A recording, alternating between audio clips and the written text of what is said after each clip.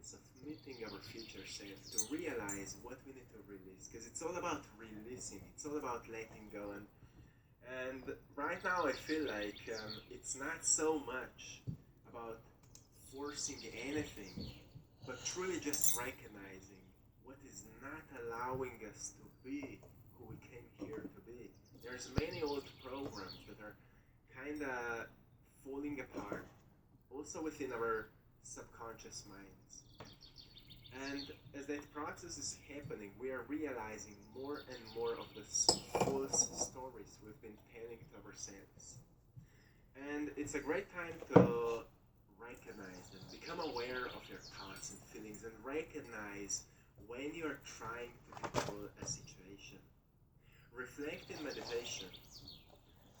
Every time when you feel like you are not fully surrendering to this moment, recognize what thoughts are not allowing you to surrender. Because what surrendering means?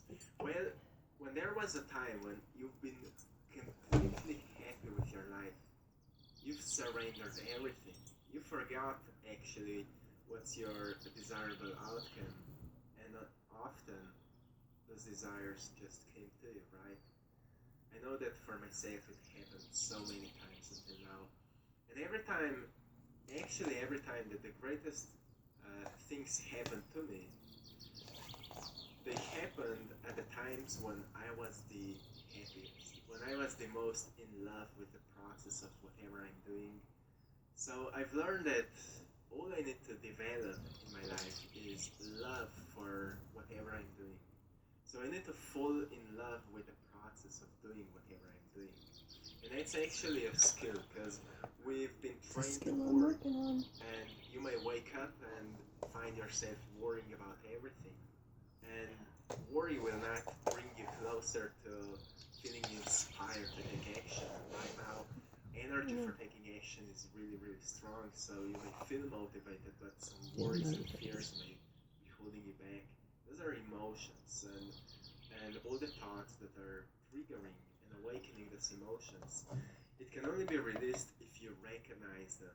That's why it's a process. It's not just a one-day practice. It's a process of recognizing, becoming aware of what comes up every time I start dreaming, or every time I feel stuck. What comes up, and write it down and question it. Because we are so controlled by the soul stories that are not fitting into this present time anymore.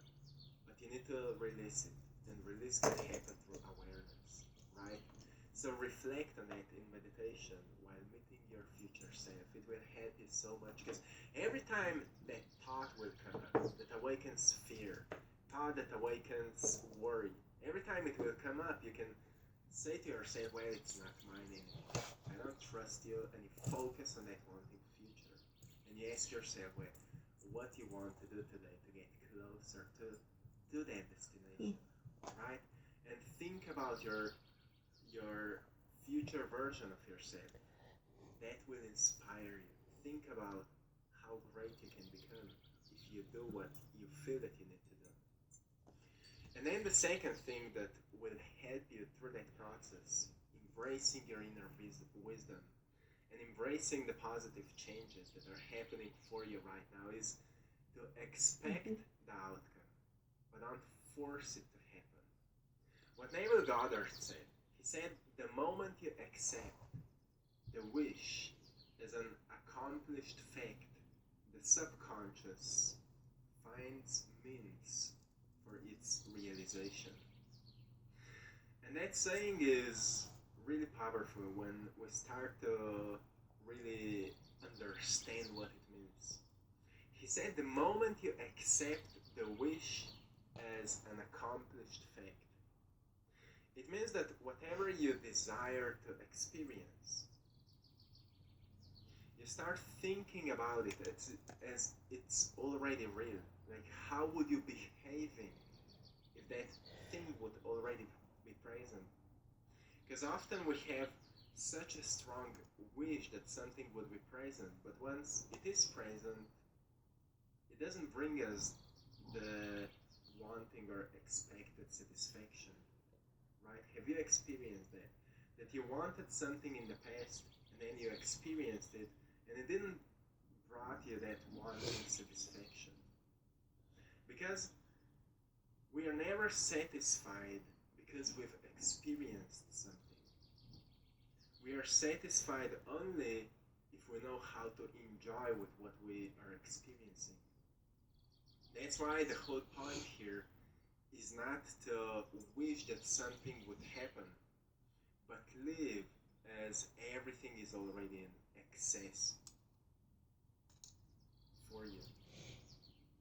And if you know how to navigate your mind with conscious intentions, you will form a way of thinking that will help you to get to where you want to be. That's why Neville Goddard said the subconscious finds means for its realization when you accept that what you want to experience is already real.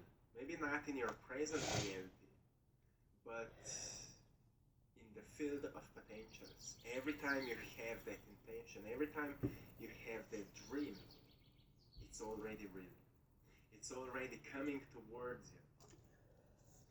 So, to act like your wish is already fulfilled means that you do whatever you feel that you need to do. And it doesn't mean that you just lay down and you wait.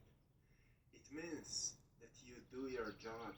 Like, for example, when I've started painting, what helped me to get closer to my wish fulfilled is that I was painting. I have fallen in love with the process of painting. Every time I'm painting, I'm not thinking about the outcome. So I become more present. I enjoy that process. Like, if you want to start an online business, enjoying the process of opening a site, create a site, create an online shop or whatever it is, do that work and study whatever you need to learn and fall in love with the process, and you will see that you're making results and things you want will happen when you will least expect it. And that's so true, because as long as we have that inner need, like, oh, it should already be present, what we are saying is it's not here yet and I feel bad about it.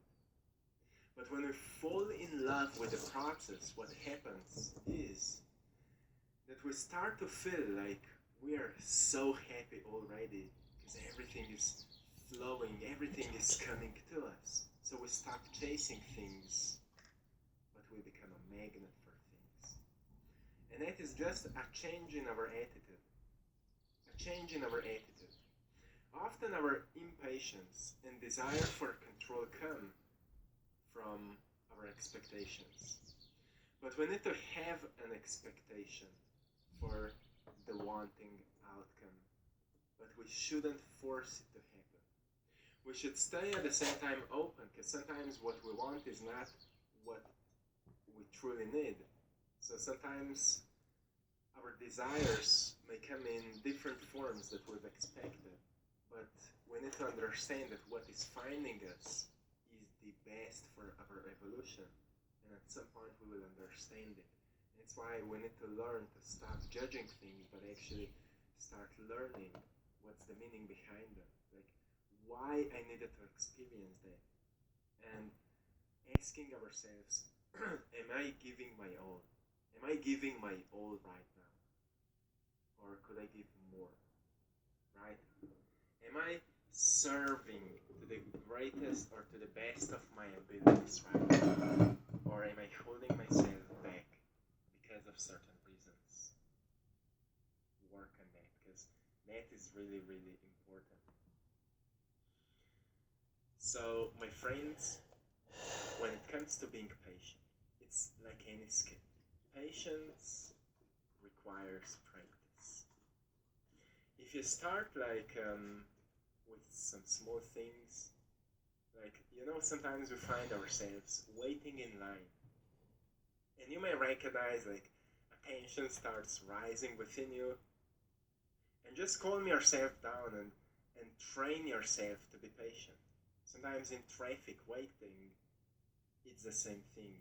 Something within you, like an unpleasant tension, may awaken, and you go back to that feeling that you experience in meditation, like being calm, being grounded.